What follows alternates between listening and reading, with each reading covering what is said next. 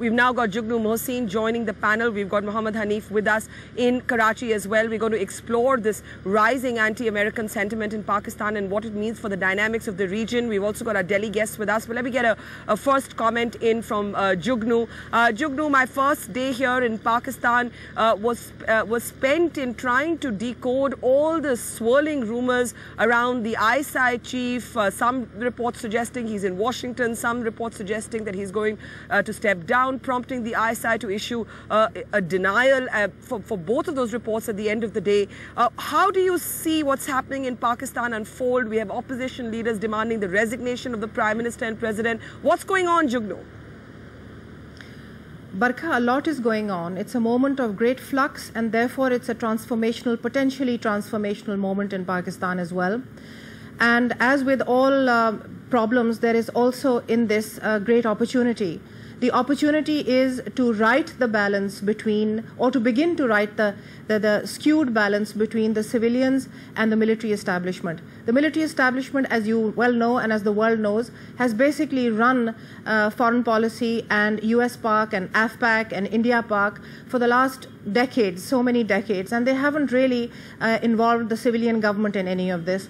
Now, when you say that, that demands are being made for the Prime Minister's resignation and the President's resignation, please don't forget that demands are also being made for the Chief of Army Staff General Kiani's resignation and the DG ISI General Pasha's resignation. So that is a first for Pakistan. And I think these are very healthy signs that there's a lot of introspection going on, and there are cries for accountability, and very justified. So I think this is a potentially transformational moment for Pakistan. The pity is, as usual, as in 1971, as in 1998 when Kargil happened, we don't have the required political leadership, the visionary political leadership that can lead us through this pass and bring those who are responsible for all of this to book. But Jughnu, it's interesting because Hanif earlier was saying that although he hoped and wished, just like you as a citizen of Pakistan, that this was a transformational moment, he believed that the institutional structures in Pakistan are such that that won't happen, that in the end the focus will be on the civilian government more than on the military and the ISI. Do you agree with that?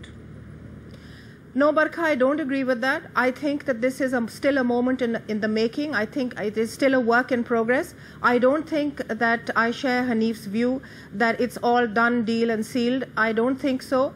I think there will be a lot more questions that will be raised. And I think there are enough people in Pakistan saying that our sovereignty has been violated not only by the American raid to get Osama, but by Osama bin Laden and other people like him in Al-Qaeda, other terrorist organizations who have been sitting in our country without visas, without permission, and they've been using our country to carry out terrorist attacks in which more than 35,000 Pakistanis have been killed. That was the first breach of our sovereignty, and I think people are focusing on that too. And I think that there are enough people in this country talking about the skewed civil-military imbalance, and I think it's not going to stop here. This still has a long way to go.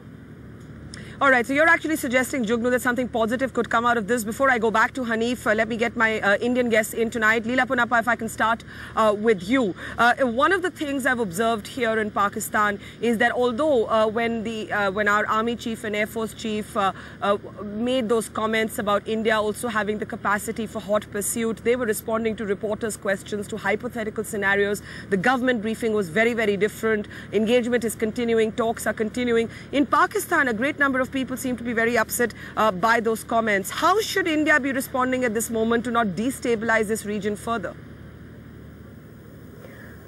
The communication strategy that the government of India follows needs to be crafted very carefully. And in this, I do believe we need a certain cohesion in terms of the projection of our views.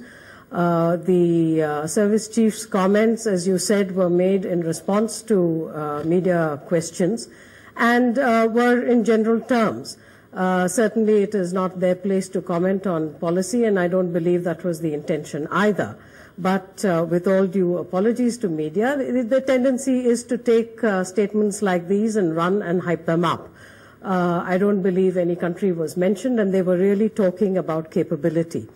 The engagement with Pakistan needs to continue because we are neighbors. Geography has brought us together.